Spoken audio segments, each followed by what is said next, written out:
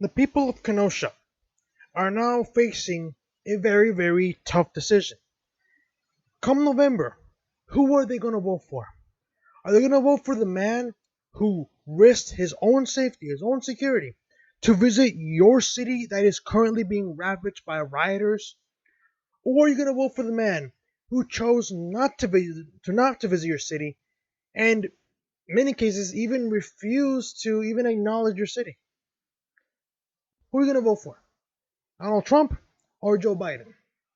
Now, if at this point, if you live in Kenosha or in Portland or in Chicago or in any of these cities that have been ravaged by rioters, and you still believe Joe Biden is the best answer to your problems, you deserve what you're getting.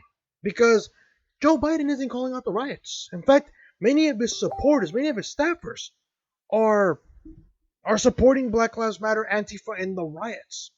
Meanwhile, Donald Trump, he is advocating to put an end to these riots. Yeah, you're right. Donald Trump is advocating to put an end to these riots. But the Democrats, they think that Donald Trump is the one who's causing all the problems. So props to Donald Trump. Much respect. The guy is the president of the United States, knowing how his visit could result in people targeting him. Much respect for the guy. Much respect. Joe Biden, not so much, because the guy's a coward. Well, let's see what's going on. Donald Trump tours violence ravaged Kenosha and calls rioters domestic terrorists. Then praises cops and says they shouldn't be demonized for choking despite anger over Jacob Blake's shooting. Now here's the thing. After seeing more context for everything that happened with Jacob Blake, the guy, he was committing a crime when the cops called him. The cops didn't just say, hey, let's just find a black man to shoot. No. Jacob Blake was on a property he shouldn't have been.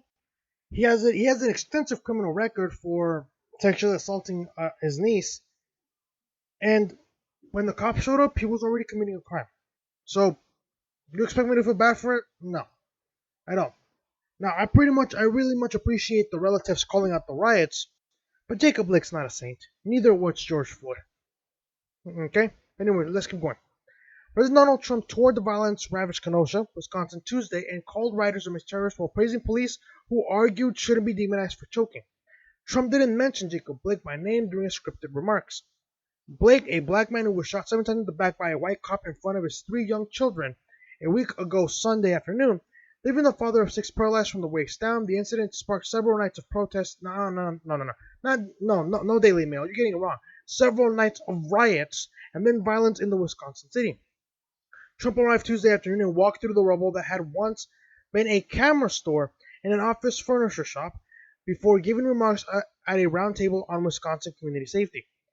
These are not peaceful protests but domestic terror, Trump said, seated alongside Attorney General Bill Barr, Acting Department Homeland Security Secretary Chad Wolf, and local officials including Kenosha County Sheriff David Beth.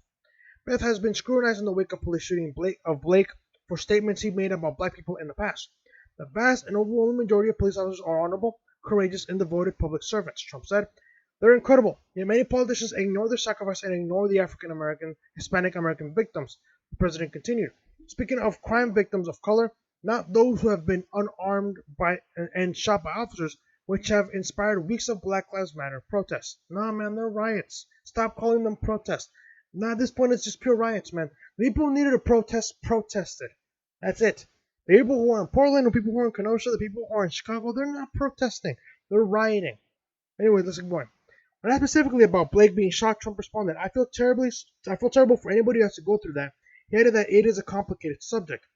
Vouching for police officers, Trump explained, you have people who choke. And if they make a wrong decision one way or the other, they're either dead or they're in big trouble, Trump continued. And people have to understand that. They choke sometimes, and that is a very tough situation.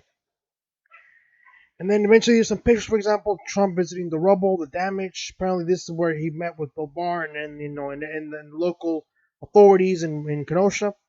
Then you see images of him speaking to the public, walking around in the rubble. I gotta say, man, I must ask. I really must sincerely ask. Who are the people going to vote for? Are they going to vote for the man who is risking his own security to visit a city that is being ravaged by rioters right now? Or are they going to vote for the man who chose not to show up? Are they going to vote for the man who his supporters are supporting the riots? I don't know. But that again, that I'm gonna leave that up to you. Let me know what you guys think in the comment section below about Trump's visit. I think it was very respectful for what he did. I mean, think about it. He's the president of the United States, and right now people are demanding for his head. And he's going to a city where people are literally killing each other because of Jacob Blake. Now, Joe Biden, the guy is not going to visit. He's refusing to visit because he's a coward. Think about it. Why would I vote for a guy who doesn't even want to bother to visit my community? I don't know, man. I wouldn't vote for him. But let me know what you guys think in the comment section below. If you guys like this video, hit the like button, subscribe if you're new, share this video, and I will see you guys next time.